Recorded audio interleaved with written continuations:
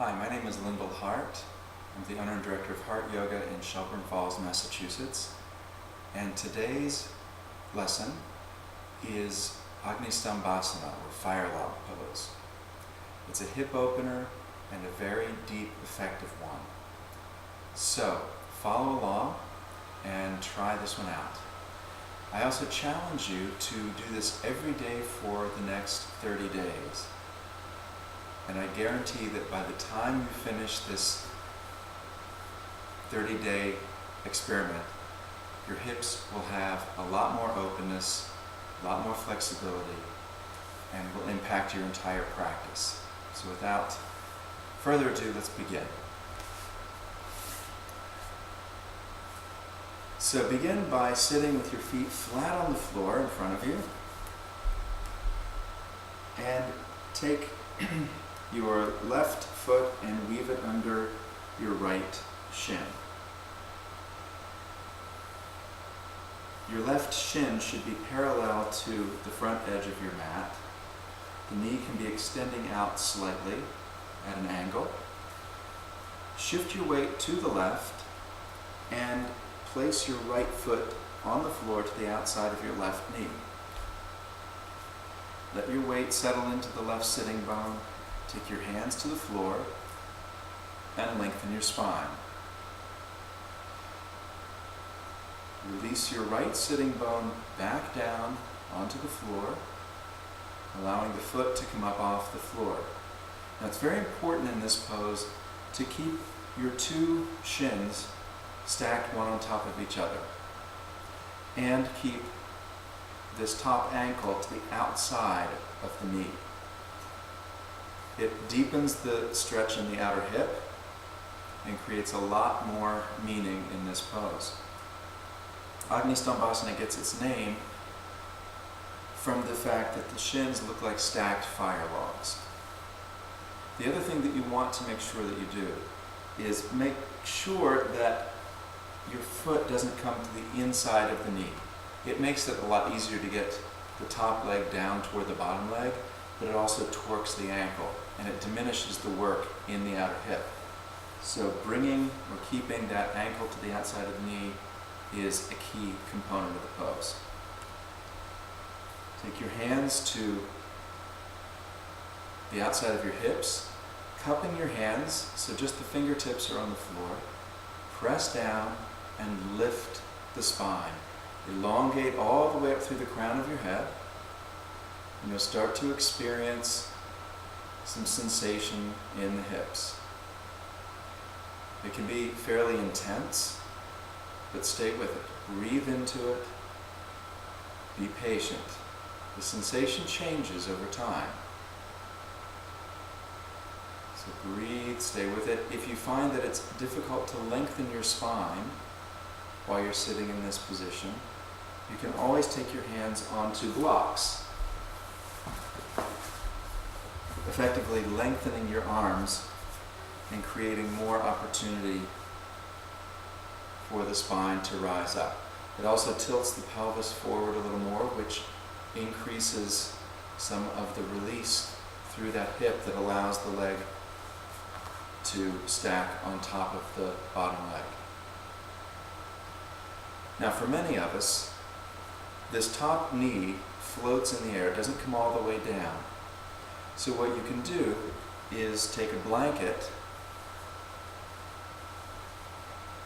and fold it up to create a little cushion. Now it's actually doing very little in terms of support, but it gives the knee just enough support that it doesn't feel abandoned out in space. It's actually connected to the other foot, the other leg, to the earth. And it helps you create a sense of balance between the hips because you're not favoring to the one side. You want to make sure that you're continuing to press down into both sitting bones equally as you lengthen upward. Now for many of us, this is enough. It will create a significant amount of sensation in the hips so that staying just right here Keeping the spine long, keeping the crown floating above the stack of vertebrae is enough work in itself. If you want to challenge yourself, you can come even further into the pose. The full pose incorporates a forward bend, which comes from the hips, not from the waist. So you want to make sure that the spine stays long rather than rounding as you come forward. You begin by slowly walking your hands forward in front of your legs, tilting the pelvis forward, reaching the tailbone back, and keep walking. Fingers come forward. The heart reaches forward. The spine keeps lengthening. If you start to feel the spine rounding as you come over, come back up until you can lengthen the spine. Lift the sternum, lift the crown, reach them forward as you gently release over that stack of legs in front of you. And you can stay here for several minutes. And then of course you'll have to take the second side. To come out of the pose, you just unwind. Take the steps that you came into the pose in reverse. And when you come to the second side, you may find that your other hip has a very different amount of flexibility. This is normal. We're not as symmetrical as we like to think we are.